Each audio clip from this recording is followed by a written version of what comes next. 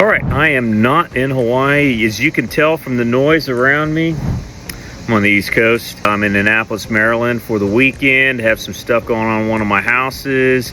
And speaking of houses, the housing market really got a jolt of good news this week because of the jobs report. That's right, the jobs report. So let's get in, and I tell you what, you want to wait until the end here because we're going to see where interest rates are at, in particular where VA rates are at. Let's get right into it.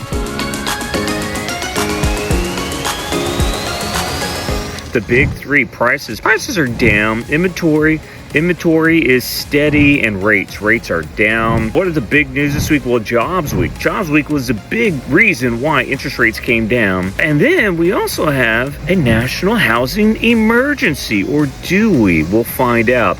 And we'll get into the VA rates being down as well. Let's talk about the national housing emergency. So Secretary Bessent, out at Labor Day breakfast, said that the Trump administration may declare a national housing emergency this fall.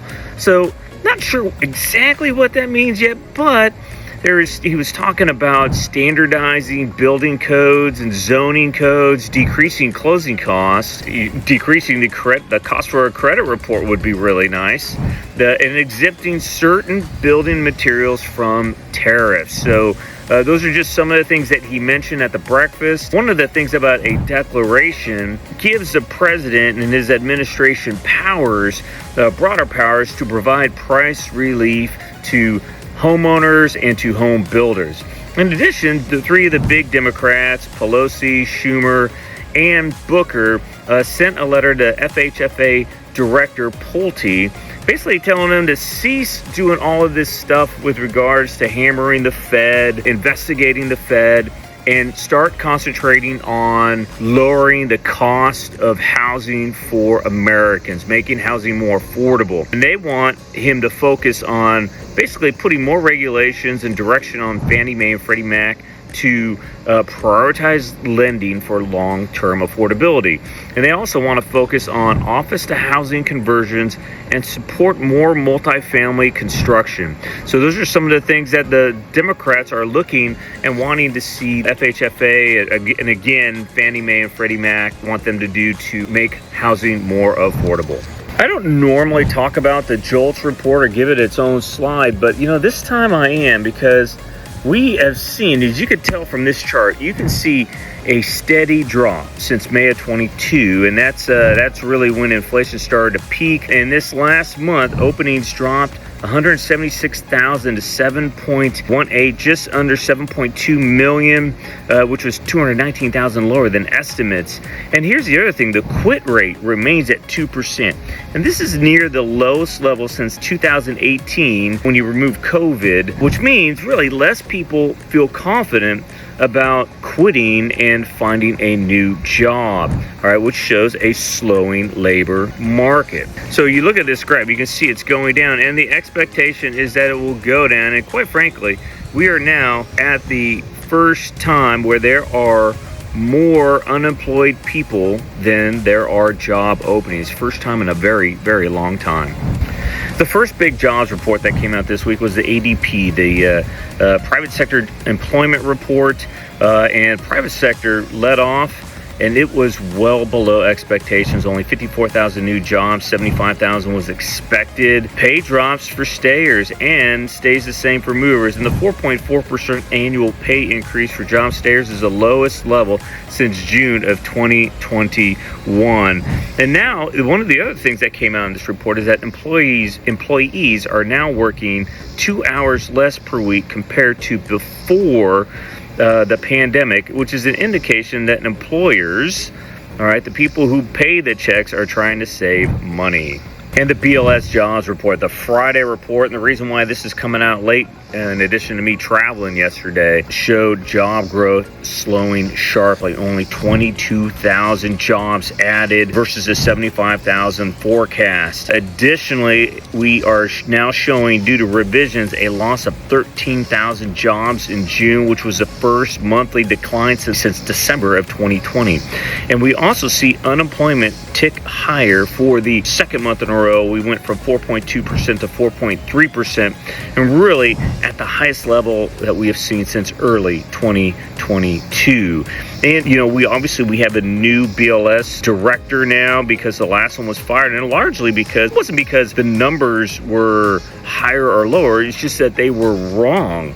So we see something this month that is a little closer to really what the expectations were.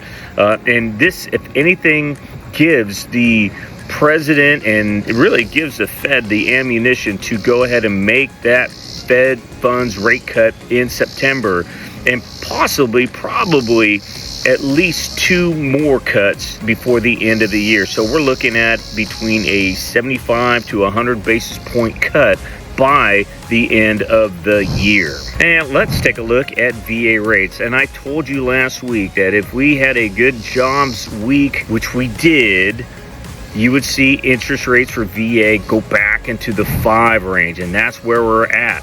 Now, what will happen next week? Will we see rates continue to go down? It's possible, but we could give some of this back because at the end of the week, we have 2 inflation reports coming out, the consumer price index and the producer price index.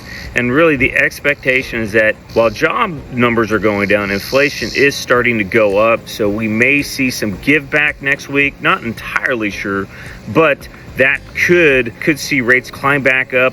At least stay in the high 5s. It's going to be very difficult to get down to 5.75. And you can see we're still higher than we were last year at this time. And if you recall, it wasn't until after the Fed cut their Fed funds rate that we actually saw interest rates go up. So kind of one of the things that I'm cautioning my clients on is you might not want to wait until the Fed cuts the Fed funds rate, because if we get bad inflation or labor reports, you'll see interest rates go back up again.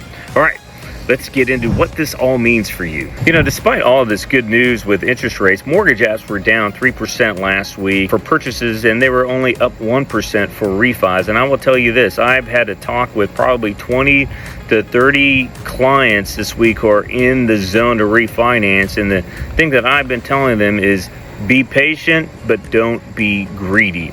All right, look at how much you're going to save and look at what the cost is, and if it makes sense, then you definitely want to do it. As for buyers, I'm telling you what, inventory is the highest it's been in Oahu still, because buyers are not putting in offers.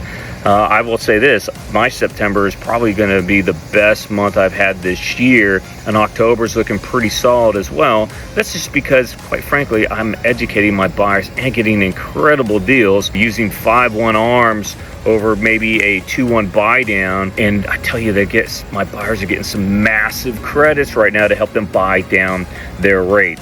So is now the best time to buy? It could be, because and we've seen this every time, when rates get solid into the 5s, a lot more buyers come into the market. Sellers, price it right.